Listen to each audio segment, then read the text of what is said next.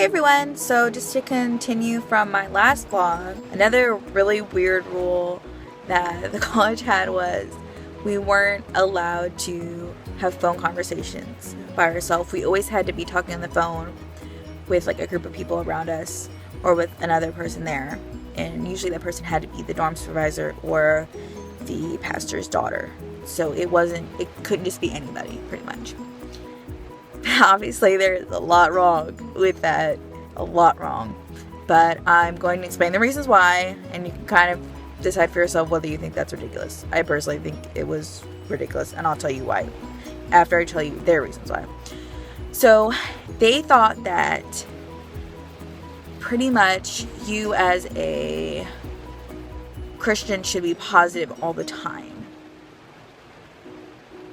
And by making the college girls only have phone conversations around other people, it kind of forced them to not complain or not to badmouth the college to their parents or their friends, pretty much. So the reasons were that we should be positive all the time, and they also didn't want us to let our parents know really what was going on over there. So that was another main reason. Here's why I think it's an issue. First of all, that's taking away one of your rights, freedom of speech. And it also takes away privacy. Again, that's an issue of theirs, as they don't let you have privacy.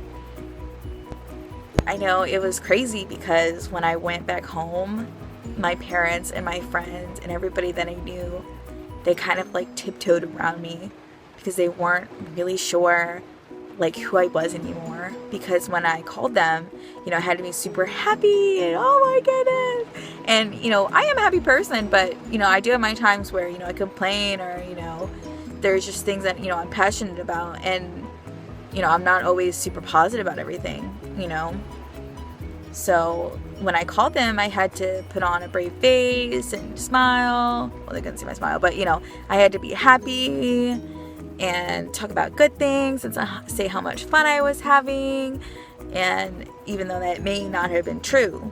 So I'm not going to say that all my time there was horrible, because it wasn't. There were some times where I had good times and I had an enjoyable time, but again, me not being able to talk to my parents and share with them everything that was going on in my life for those months, and not to be able to talk to my friends and be really who I was extremely invasive, and it was extremely hard to deal with.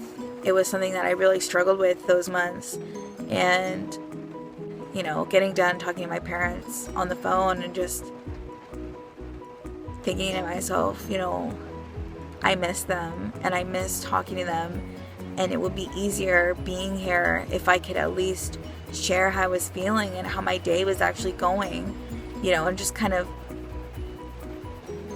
let off steam, you know what I'm saying? And there was really no outlet for that there at all.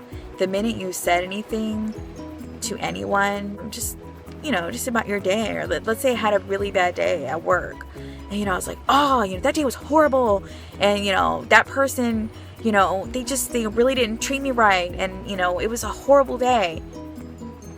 I couldn't say that to anyone, because immediately the minute you complain, or the minute you have something bad to say, or you're angry, or you're sad, or any extreme emotion other than happiness, you had to have a meeting with the pastor. And I was not okay with that.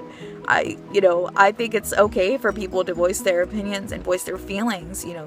It's not good to keep them bottled up at all. I mean, that just creates bigger problems in the future. So letting off a little bit of steam really prevents you from blowing up, pretty much. So that was something that I thought was insane, and it was so hard to deal with that for 5 months. And it's just, I honestly don't know how I did it. I really don't. It almost worries me that I was able to just really act the way they wanted me to and conform to what they thought I should be. Because, I'm not confrontational, but I'm also not really a follower either. But it was the fact that, I was 24 hours away from home. You know, it was a different time zone. My parents said by car is 24 hours, and I think by plane is about 8 hours. But I was completely away from everyone that I knew, from everything that I knew. You know, I was 17, so I was a minor. You know, I really had no control. So when I was there, I really had to be what they wanted me to be.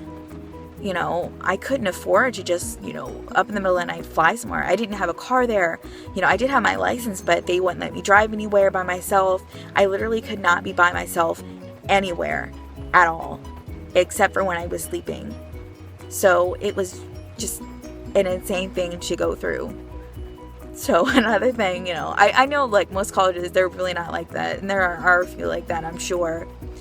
But you know, again, just really be careful what you're getting yourself into. And not just with college, but, you know, like a job, or if you're moving somewhere for a job, you know, away from everybody, you know, you really want to make sure that if you're going to take that big leap in your life, you know, and be away from your family and your friends and really just leave everything that you know what you're getting into. You don't want to be surprised once you get out there, because there's not a whole lot you can do.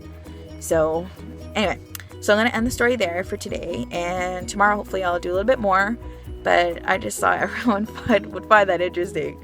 I know, looking back now, I can laugh about it, but at the time, it was really horrible. It was very traumatic for me. So anyway, but I'll share more tomorrow. So tune back in tomorrow, and I hope everyone enjoys their day. I know here in Maryland, it's raining. So hopefully in the other states, it's nice, hopefully.